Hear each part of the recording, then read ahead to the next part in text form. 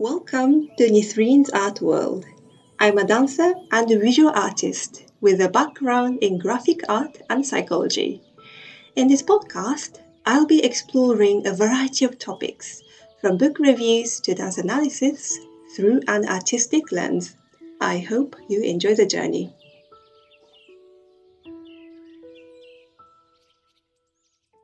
Hello, this is Nisreen. Welcome to the 14th episode of Season 2 of my podcast. It's lovely to speak with you again. The other day, I came across a Psychology Today article titled 8 Things That Toxic Mothers Do by Peg Streep. The word toxic feels worn out on social media nowadays, but what it really means is behavior that threatens others' well-being in some way, emotionally or psychologically. As I read the 8 alarming signs listed in this article, I started thinking about incredibly accurate depictions of such mother-child relationships in stories. In this episode, I am going to introduce 2 excellent films and 2 manga that capture the essence of toxic motherhood and explore some potential ways of healing. I hope you enjoy it. 1. Presence. This is an American psychological thriller film that came out in 2024, directed by Steven Soderbergh. It was chilling to see the mother, Rebecca, played by Lucy Liu, showing zero signs of affection toward her teenage daughter, Chloe, played by Galina Lian. This corresponds to stonewalling or dismissive behavior mentioned in the article by Streep. The mother doesn't even look at her daughter. Her gaze passes through her as if the girl doesn't exist. The coldness even made me wonder if the two are actually related. This starkly contrasts with a mother's obsession with her son, Tyler, played by Eddie Madai. She literally says the son is her everything, and she doesn't show any discipline or provide any moral guidance to him. She doesn't even try to intervene when he lashes out at his sister. Worse, she just giggles when he brags about bullying a female student at school. What is incredible about the film is that as the story progresses, this ugly misogyny in the household feels like the true villain, not the supernatural phenomenon everyone fears. The cinematography is nothing short of marvelous, delicately depicting the family drama that takes unexpected turns. Even if you are anti-horror like me, it is worth watching. 2. Qala. Unfortunately, favoritism of a boy child seems to be a global issue. Qala, an Indian Hindi language piece directed by Anvita Dutt, is another beautiful film that unfolds the depth of psychological scars left on children by mothers' discriminatory behavior. The film centers on a young female singer, Qala, played by Tripti Dimri. The music in this film is truly wonderful, though the story behind it is heartbreaking. The mother, Urmila, showcases the act of scapegoating. She blames Qala for the death of her twin brother who was stillborn. She trains Qala as a singer, but manipulates her into believing she is never enough, and that she is taking something away from her dead brother if she ever succeeds. Just like in Presence, the mother's actions are depicted as irredeemable. The remarkable difference is that this story clearly indicates that the mother is also a victim of sexism in society. She too suffered from inhumane treatment as a woman and sadly passed the legacy onto her daughter.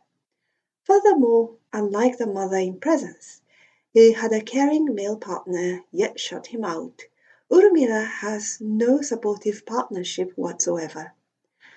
Consequently, the story does not offer any clear solutions. I found a strange sense of relief in this grim tale, though, because it embraces the depth of desperation within many women. 3. Boy's Abyss.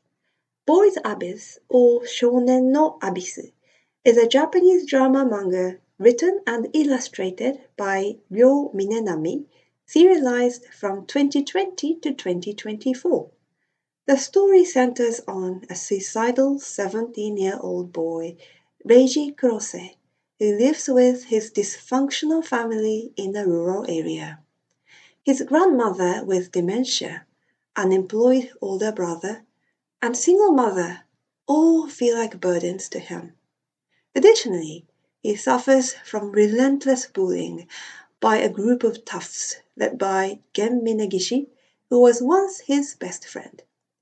Then one day, he unexpectedly encounters his favorite girl band member, Nagi Aoe, in a local convenience store, and his monotonous life takes a dramatic turn. In English, the story is often criticized as a hot mess or erotic soap opera, but I completely disagree.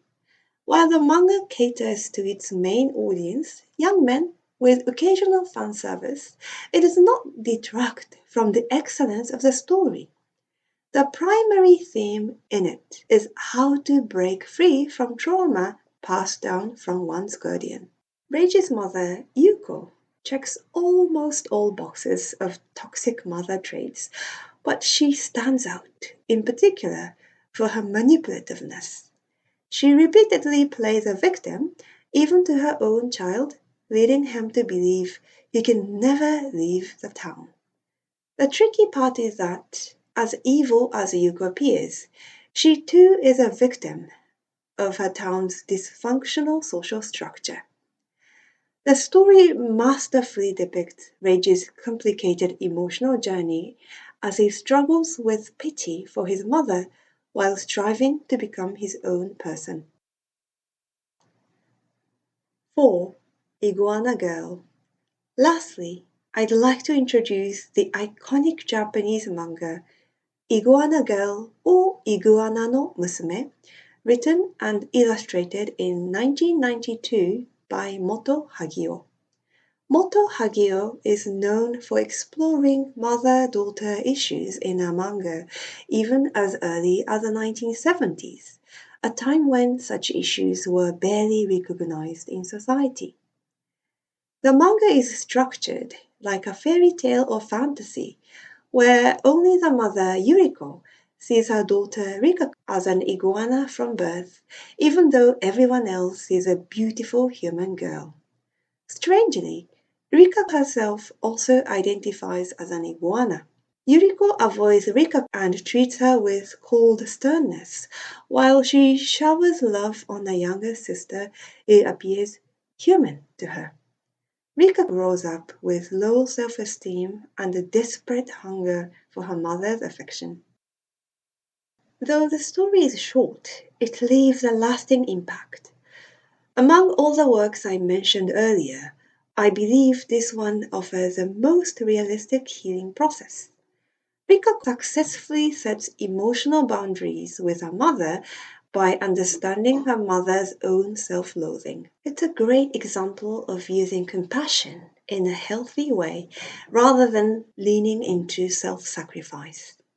Additionally, the artwork's humor softens the weight of the theme beautifully.